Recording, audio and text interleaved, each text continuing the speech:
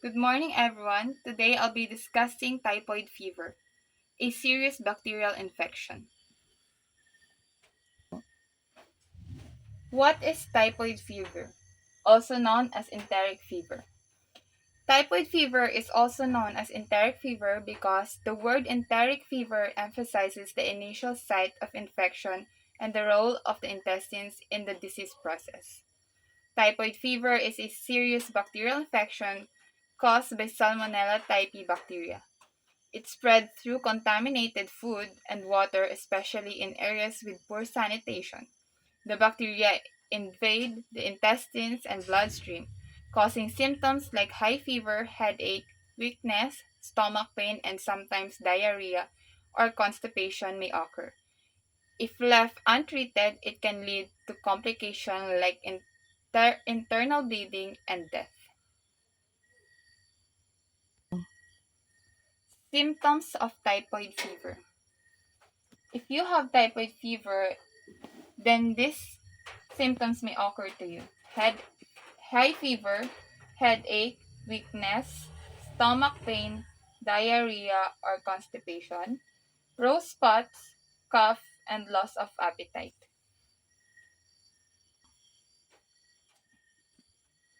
Mode of transmission. Humans are the only reservoir fecal-oral transmission. Direct contact or indirect contact via contaminated food or water. Salmonella is said to spread by the four F's: feces, fleas, fingers, vomits, object or material which are likely to carry infections, such as clothes, utensils, and furniture.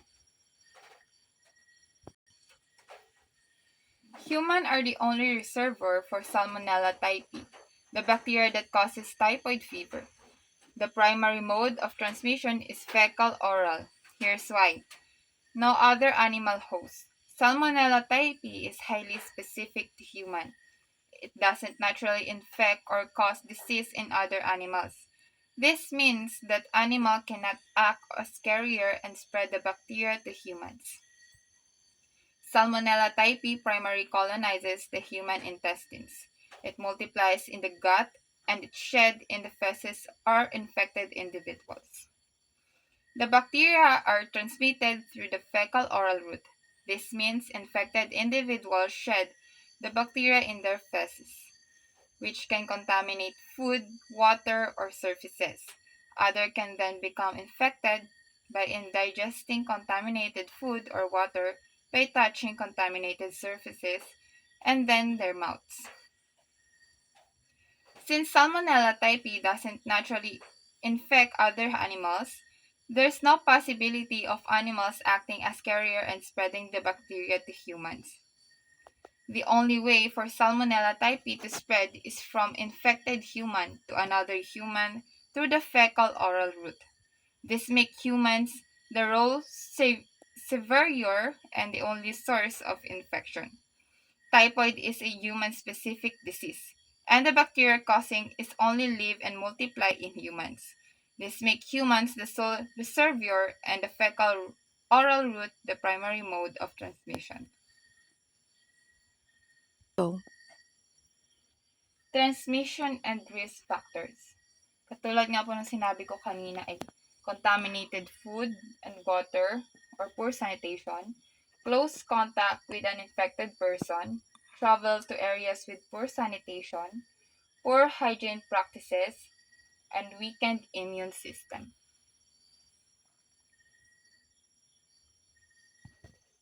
so, Pathogenesis of typhoid fever. Here's a breakdown of steps involved. The infection begins with the ingestion of contaminated food or water containing Salmonella typhi. The bacteria, despite the acidic environment of the stomach, manage to survive and enter small intestine. Salmonella typhi uses specific proteins to attach to the epithelial cell lining the small intestine. The bacteria invade specialized cells called M cells, which are located in the Peyer's patches of the small intestines. From the, from the M cell, Salmonella typhi enters the lymphatic system. spreading the mesenteric lymph nodes. The bacteria then gain access to the bloodstream, leading to a systemic infection known as bacteremia. Then Salmonella typhi multiplies in the spleen and liver, further increasing its number in the bloodstream. The bacteria can then spread to other organs, including the gallbladder, bone marrow, and the central nervous system. The immune system mounts a response to bacterial infection, but Salmonella typhi has evolved mechanism to evade the host defenses. The immune response can lead to inflammation of the intestines, causing symptoms like fever, abdominal pain, and diarrhea or constipation. In some cases, the infection can lead to complications such as intestinal perforation, internal bleeding, and even death. In a small percentage of individuals, Salmonella typhi can persist in the gallbladder, becoming chronic carrier. Chronic carriers continue to shed the bacteria in the feces, potentially spreading in the infection to others. Okay, imagine this. You're eating something delicious, but it's contaminated with Salmonella typhi, the bacteria behind typhoid fever. Now, these sneaky little bacteria are in your gut, but they have to get past to stomach acid first. Some survive, and they start sticking to the lining of your small intestine. They're sneaky, so they hide inside these special cells called M cells, which are kind of like a little gates in your gut. From there, they get into your lymphatic system, which is like a network of pipes that carries fluid throughout your body. They travel to your lymph nodes where they start multiplying. Then they get into your bloodstream, and that's when the real trouble begins. They start traveling all over your body, making their way to your spleen and liver, where they multiply even more.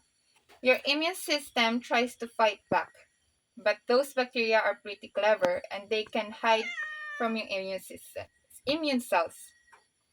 The inflammation caused by your immune response is what gives you the classic typhoid fever symptoms, like fever, headache, and stomach pain. Unfortunately, those bacteria can also travel to other organs, like your gallbladder, bone marrow, or even your brain.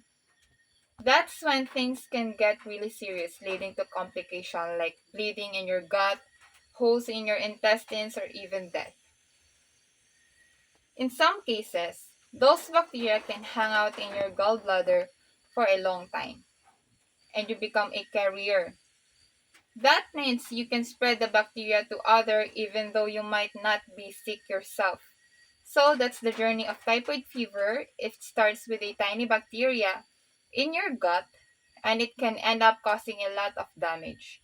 That's why good hygiene, safe water, and vaccine are so important. Go.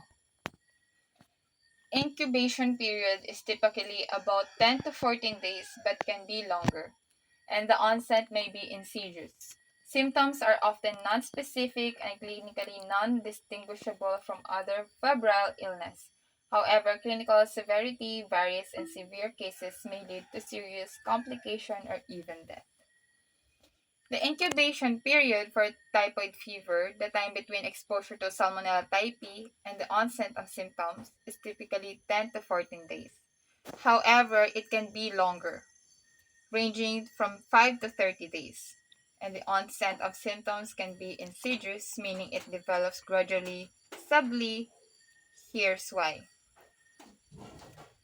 The number of bacteria ingested play a role. A larger dose can lead to a shorter incubation period. Each person's immune system reacts differently. A stronger immune system might delay symptom set. Different strain of Salmonella typhi can have varying virulence, affecting how quickly they multiply and cause symptoms.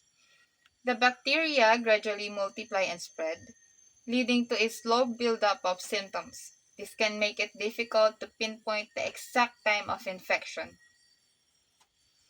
The insidious onset can make in diagnosing challenging, as initial symptoms might be mistaken for other illnesses. People can unknowingly spread the bacteria during the incubation period, as they may not have yet noticeable symptoms. If you have typhoid fever, it's not like you get sick right away after swelling them. There's a bit of delay, what we call the incubation period. Most of the time, it takes about 10 to 14 days for those bacteria to get settled in, multiply, and start causing trouble. Think of it like a slow burn. They're sneaky, they take their time, but here's the thing, sometimes it can take longer, maybe even up to 30 days. It all depends on a few things. How many bacteria did you swallow? How strong is your immune system? Are those bacteria particularly aggressive? All those factors can change how quickly things can happen. And then there's the way the symptoms start. It's like a sudden bang. It's more like slow creep. You might feel a little tired, have a slight headache, or a bit of tummy ache. Nothing too dramatic at first. That's why doctors call it ins- insidious, like a thief stealing your health slowly, without you noticing right away. So that's why it's tricky with typhoid fever. It's not always easy to know when you got infected. And sometimes you can be spread those bacteria without even realizing it because you're not feeling sick yet. That's why it's so important to be careful with your food and water, especially when you're traveling and if you do get sick, see a doctor right away. First week of having typhoid fever. You might have malaise, headache, cough, and sore throat in your prodromal stage. The disease classically presents with step ladder fashion rise in temperature 40 to 41 degrees Celsius over 4 to 5 days, accompanied by headache, budge abdominal pain, and constipation or pea soup diarrhea. The first week of typhoid fever is characterized by a slow and subtle onset of symptoms, often make it difficult to diagnose right away. Here's what it typically happened. Gradual fever rise. You might start feeling a bit off, with a low-grade fever that gradually increases each day. This fever may not be very high initially, but it will continue to climb, possibly reaching to 104 Fahrenheit or 40 degrees Celsius by the end of the week. General aches and discomfort. Along with the fever, you might experience headaches, muscle aches, and a general feeling of fatigue and weakness. You might also have a dry cough and loss of appetite. Stomach issues. Some people experience abdominal pain, while others might have constipation or diarrhea. The stomach pain can be localized to the right lower quadrant, where the appendix is located. Other possible symptoms is you might have a runny nose or even a bloody nose. A small percentage of people might develop a rash with rose-colored spots on their chest and abdomen. These symptoms can be very similar to other illnesses, making it difficult to diagnose typhoid fever in early stages. If you suspect you might have typhoid fever, it's crucial to see a doctor right away for proper diagnosis and treatment. Early intervention is the key preventing complications. During the second week of typhoid fever, symptoms like hepatosplenomegaly, diarrhea, and potentially a rash of rose-colored spots may appear as the bacteria multiply and cause further complications. The second week of typhoid fever marks a significant escalation of symptoms, with the infection reach its peak. The fever, which started gradually in the first week, around 103 to 104 Fahrenheit or 39 to 40 degrees Celsius. This high fever persists for several days, making the patient feel extremely unwell and weak. Rose spots. A characteristic rash known as rose spots may appear on the chest and abdomen. These spots are small, flat, and salmon colored, and they usually fade within a few days. Increased abdominal discomfort. Abdominal pain and tenderness worsen, often accompanied by bloating. The spleen may become enlarged, and a rumbling sound may be heard in abdomen. Mental changes.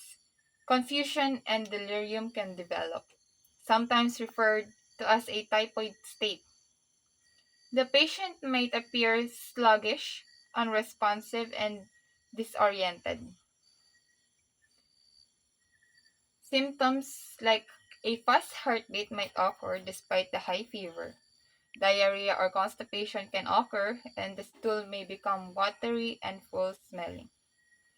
The second week of typhoid fever is a critical period. Complications like intestinal bleeding or perforation can occur, making prompt medical attention essential. If you experience these symptoms, it's crucial to seek immediate medical care for diagnostic and treatment to prevent serious complications.